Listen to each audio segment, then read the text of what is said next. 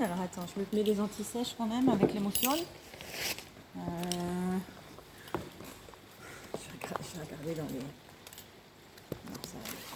Je mettrai un petit temps avant de répondre pour que tu puisses couper si besoin. Alors, la compagnie La Fière Allure, elle est au Mans. Elle a été fondée en 2016 par Alain Patard, Jacques Grange, Cécile Martinet, Nicolas Fabre et moi-même.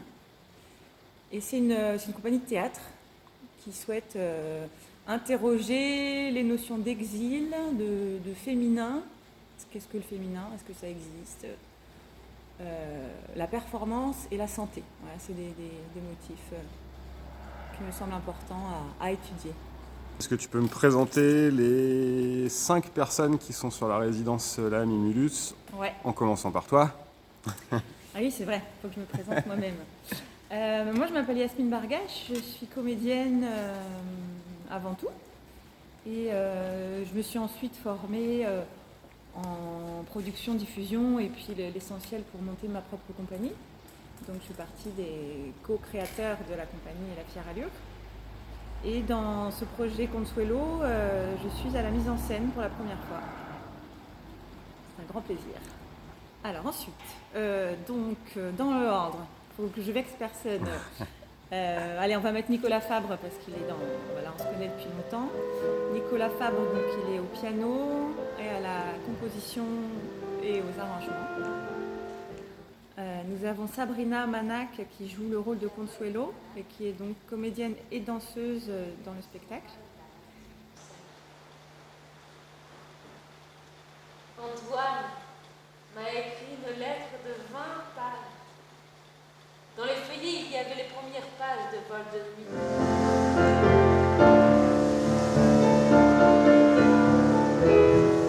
Pierre-Maël Gourvenec, qui est artiste de mât chinois, qui sera au mât, qui va également danser.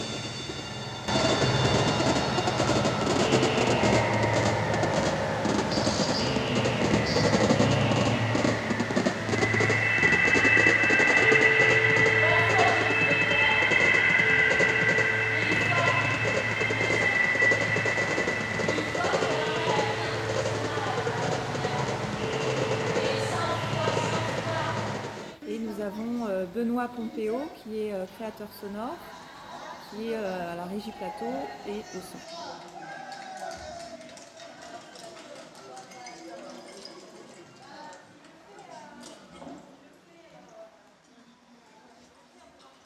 Alors, puisque tu parlais de Sabrina qui joue Consuelo, Ouais. donc Consuelo, c'est qui? C'est qui Consuelo? Alors, voilà, je vous montre. Je ne sais pas si tu la vois bien à l'image. Elle est quand même magnifique. C'est une photo prise par Man Ray, donc, qui était un photographe voilà, les années 20, 30. C'était une muse.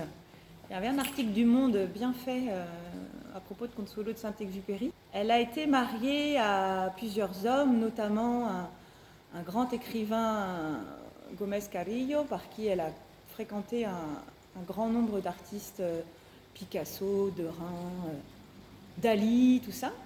Et elle a été mariée à Antoine de Saint-Exupéry, d'où son nom, Consuelo de Saint-Exupéry. Et ce qu'il faut savoir, c'est que c'est la rose du Petit Prince. Donc tout le monde connaît à peu près le Petit Prince. L'essentiel est invisible pour les yeux. Mais la rose, si on lit un peu vite, on peut en avoir une vision, voilà, elle est orgueilleuse, elle a des épines, mais c'est la rose unique de sa vie, quoi. Et quand j'ai rencontré l'histoire entre Antoine et Consuelo, j'ai eu envie de voir qui se cachait derrière elle, et elle écrit de magnifiques lettres. Ok, et donc justement, Consuelo, le spectacle, lui retrace quoi par rapport à sa vie à elle? Alors, sa vie à elle, effectivement, est très riche.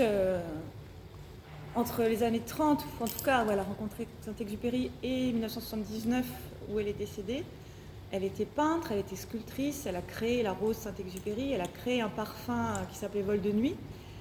Et leur histoire a été... On lit une page de ses mémoires, et il y a de quoi faire 3 films déjà. C'est tellement riche. Donc on s'est concentré sur les lettres du dimanche qui sont éditées, enfin, qui ont été éditées chez Plomb. Je remercie Alain Vircourdelet qui m'a permis d'utiliser ces lettres. Donc le spectacle se concentre à New York entre 1943 et 1944 en l'absence d'Antoine. On a choisi un artiste de mât pour évoquer l'absence, la distance, le désir. Et on a choisi le piano parce que bien dans les années 40, à New York notamment, c'est l'époque du jazz. Et que le piano est suffisamment riche pour toutes les palettes d'émotions qui vont la traverser. Et donc là, vous êtes en résidence sous le chapiteau de Mimulus, en pleine période de Covid. Donc on a eu un espoir de sortie de résidence devant des scolaires, mais après vérification, on ne pourra pas. Ouais. Donc vous, l'objectif de cette résidence-là, c'est quoi? Il y a une date de sortie de spectacle, il y a un objectif vraiment sur cette résidence ici? Alors oui, on est très content d'être reçus à Mimulus. Merci Alban, merci Véro, merci Guillaume. Et les Michel et Michel qui nous avaient déjà accueillis l'année dernière pour quelques jours. Oui, comme tout change tout le temps en même temps, on avait une date de lecture de ce spectacle le 15, mais qui a été annulée. Ça devait être le jour de la libération, ça ne l'est plus. Et on a regroupé plusieurs objectifs en une résidence ici à Mimulus. On va montrer une sortie de résidence à 14h30 lundi 14 décembre pour donc les professionnels qui auront évidemment une attestation, des élus, des gens pour qui ça pourrait être intéressant de découvrir ce spectacle en projet. Pour ce qui est de la date de sortie, non. On attend encore des réponses de coproducteurs ou préacheteurs, mais on est encore à la recherche de partenaires, notamment en Sarthe et en région parisienne.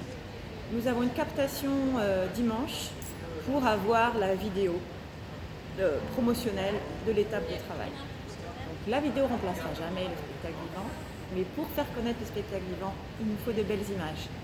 Et grâce à Mimulus, on peut avoir un cadre qui puisse donner des belles images, c'est-à-dire des lumières, un cadre noir et du temps pour travailler.